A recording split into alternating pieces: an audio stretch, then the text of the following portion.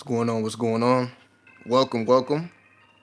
Double AR. I'm on Nashua Renew. We back in here once again for a quick jewel. Just want to make sure the tones are right. All right. So we back in here. Quick little live stream.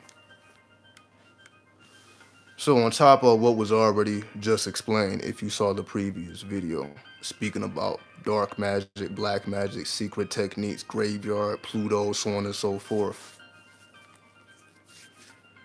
What I didn't mention, which may be of equal importance depending on who and what you are, is the ability, because Pluto transforms everything that it touches. You must ask yourself, what are you transmuting your energy to? What do I mean? Again, this can determine what makes your intention good or evil.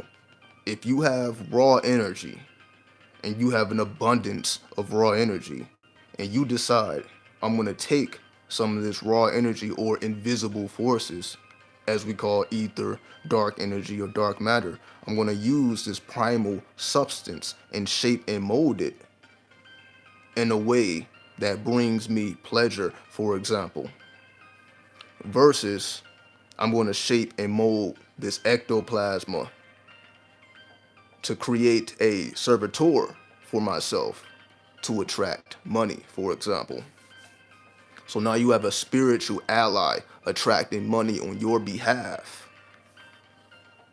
versus you making the intention, let's just say, to give yourself more pleasure, or let's just say even more money. You do a ritual or set the intention to, let's just say, gain more money versus creating a separate individual consciousness, because we are creators.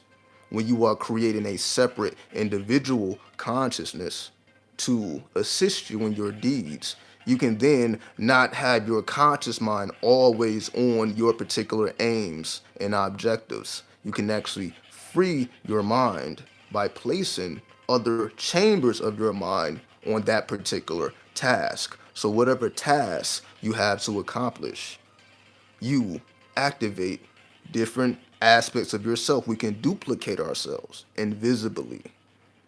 Duplicate yourself and send that version of yourself on particular tasks. This is what it means to exist in a parallel universe. You can send yourself into multiple dimensions and have that experience and gain that intelligence and bring it back without having to even have that experience on a remotely close level, strictly by utilizing our full potential when it comes to our mentality. There are so many things we have access to, but we have not unlocked. So the more we explore what we are capable of achieving, the more we unlock.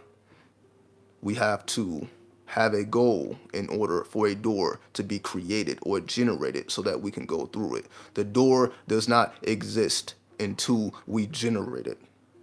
We must generate the doors that we are attempting to open.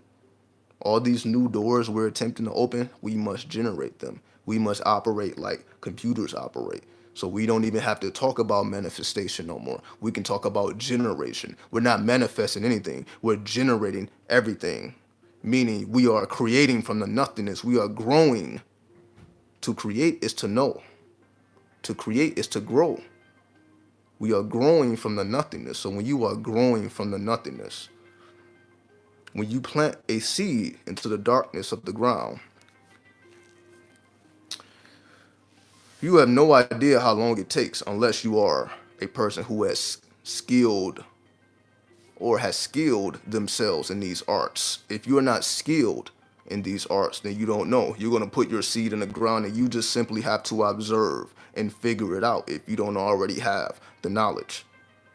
So this is what we are doing now. We are planting seeds.